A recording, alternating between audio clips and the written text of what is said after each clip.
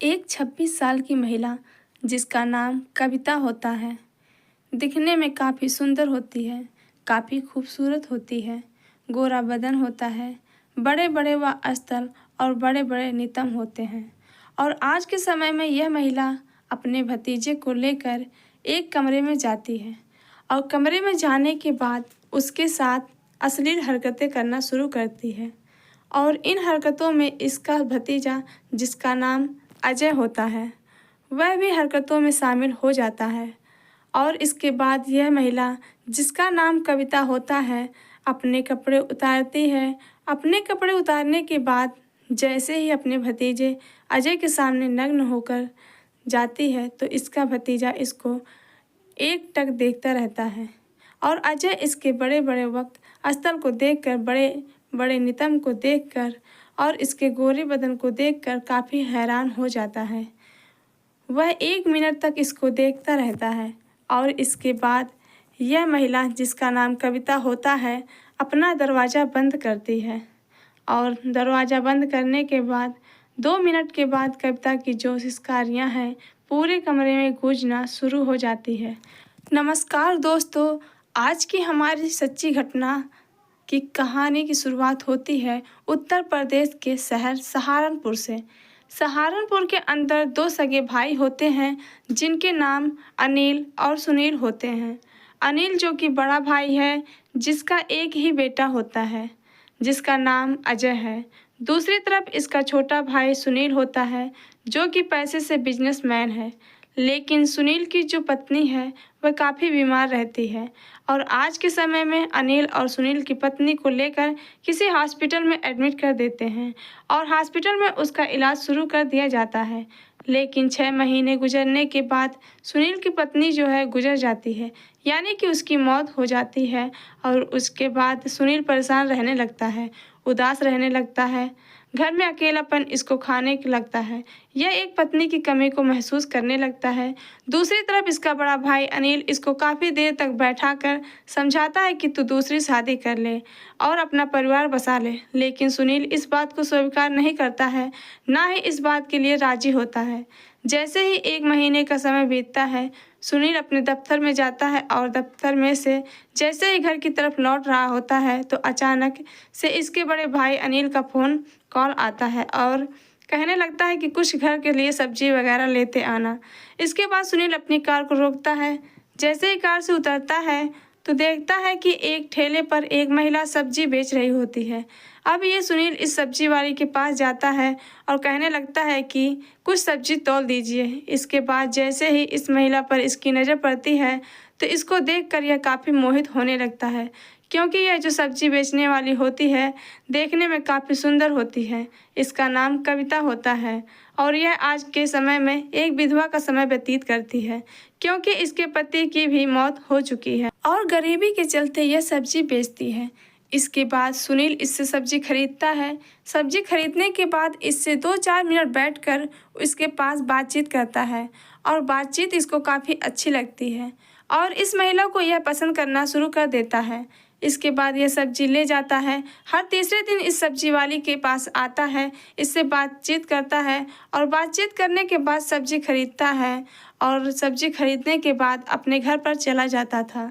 लगभग 1 महीना ऐसे ही गुजर जाता है। फिर सुनील के मन में यह बात आती है कि अगर मैं इसके साथ शादी कर लेता हूँ तो शायद मेरा जीवन अच्छा खासा गुजरने लगेगा। अपने भाई अनिल से इस महिला के बारे में बातचीत करता है। अनिल यहाँ पर मान जाता है और अपने सगे भाई की सहमति के बाद इस महिला के साथ शादी कर लेता है। और जैसे ही शादी करता है तो सुहागरात का समय आता है और सुहागरात के समय में सुनील अपनी पत्नी कविता के पास चला जाता है। जैसे ही कविता के पास जाता है तो लाइट ऑफ करता है। लाइट ऑफ करने के बाद कपड़े उतारते जाते हैं और उसके बाद इसके साथ शारीरिक संबंध बनाना शुरू कर देता है। लेकिन शारीरिक संबंध कुछ ठीक तरीके से नहीं बन पाते हैं। अब इसकी पत्नी कविता सोचने लगती है कि शायद घबराहट के कारण या बड़ी उम्र के कारण यह शायद हमारे बीच शारीरिक संबंध नहीं बन पाए हैं। लेकिन ऐसे गुजरते गुजरते 10 दिन का समय गुजर जाता है। सुनील अपनी पत्नी कविता को बिल्कुल भी वो खुशी वो सुख नहीं दे पाता है जो एक पत्नी अपने पति से चाहती है।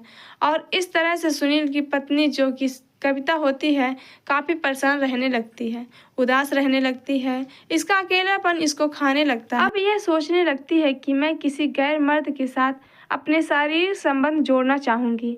और इसके बाद जैसे ही 2 दिन का समय गुजरता है तो इसका भतीजा अजय जैसे नहाने के लिए बाथरूम में जाता है तो वह अपने कपड़े उतार कर बाथरूम में घुसता है।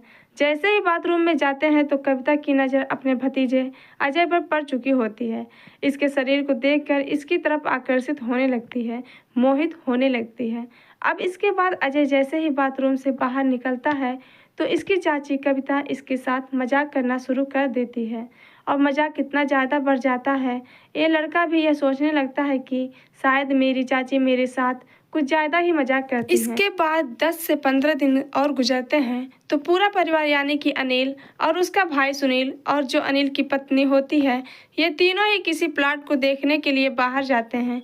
दोनों ही भाई ये सोचकर बाहर निकलते हैं कि इस प्लॉट को देखकर अच्छी तरह से फिर इसके बाद में इसको खरीद लेंगे। और यह तीनों ही जैसे घर से निकलते हैं तो दिन रविवार का होता है और अजय की छुट्टी भी होती है।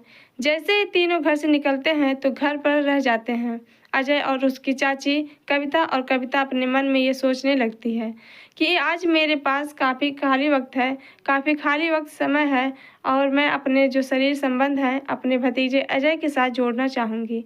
इस तरह से लगभग आधा घंटा गुजर जाता है। उसके बाद ये अपने भतीजे को आवाज़ लगाती है।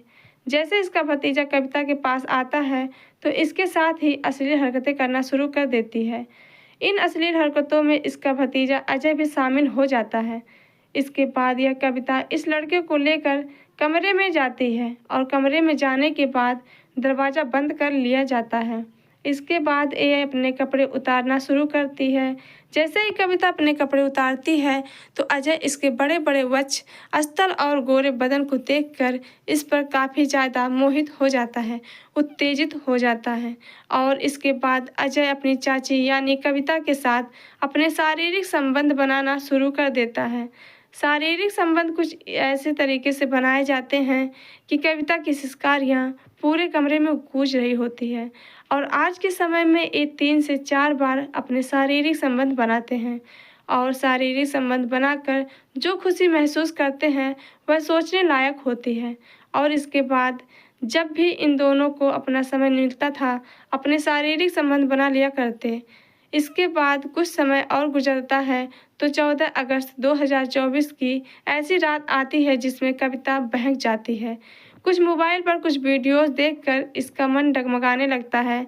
इसका पति सुनील जो कि गहरी नींद में सो चुका होता है, यह सोचने लगती है कि अब मुझे अजय के कमरे में जाना चाहिए। दबे पांव कविता अपने भतीजे अजय के कमरे में जाती है और कमरे में जाने के बाद शारीरिक संबंध बनाना शुरू कर देती है।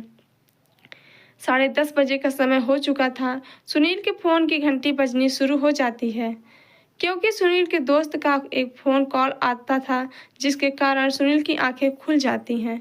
सुनील देखता है कि कविता उसके बिस्तर पर नहीं है। अब यह सुनील जो होता है अपनी पत्नी को ढूंढते हुए उस कमरे से बाहर निकलता है और एक कमरे से कुछ ऐसी आवाज़ें आती हैं कि जिनको सुनकर यह सोचने लगता है कि कमरे से आवाज़ें क्यों आ रही हैं। तभी यह खिड़की के पास जाता है। खिड़की में से देखता है कि जो सुनील की पत्नी है कविता अपने भतीजे अजय के साथ अपने शारीरिक संबंध बनाने में लिप्त होती है। सुनील दरवाज़ा पीटने लगता है। जैसे ही दरवाज़ा खोला जाता है तो यह दोनों आपत्तिजनक स्थिति में पाए जाते हैं। इसके बाद सुनील अपने भतीजे अजय को मारने पीटने लगता है और अपनी पत्नी को भी मारने पीटने लगता है। झगड़ा इतना बढ़ जाता है कि यह सुनील एक बड़ा सा पत्थर उठाता है और अजय के सर पर मार देता है, जिसके कारण अजय की वहीं पर मौत हो जाती है। पूरे घर में चिल्लाने की आवाज़ें गूंजने लगती हैं। पड़ोसी इन चिल्लाने की आवाज़ों को सुनकर दौड़े दौड़े घर पर आते हैं।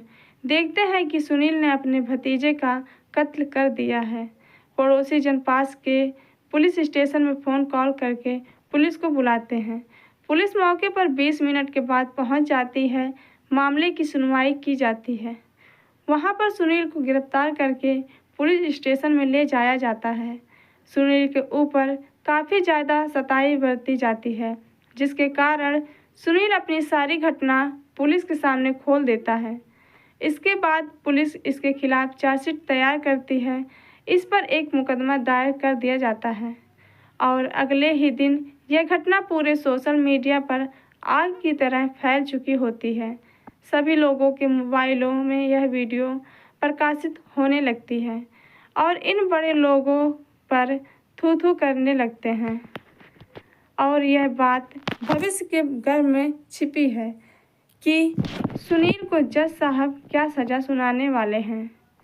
इस पूरे घटना में सुनील की पत्नी कविता की सबसे बड़ी गलती यह होती है कि उसने अपने भतीजे अजय के साथ अपने नाजायज़ शारीरिक रिश्ते बनाए थे, जिसके कारण अजय की मौत हो गई थी।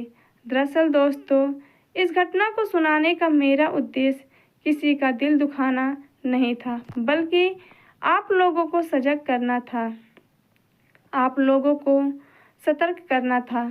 तो मिलते हैं किसी ऐसी दर्दनाक घटना के साथ। तब तक के लिए धन्यवाद। जय हिंद, जय भारत, राधे राधे, जय श्री कृष्णा।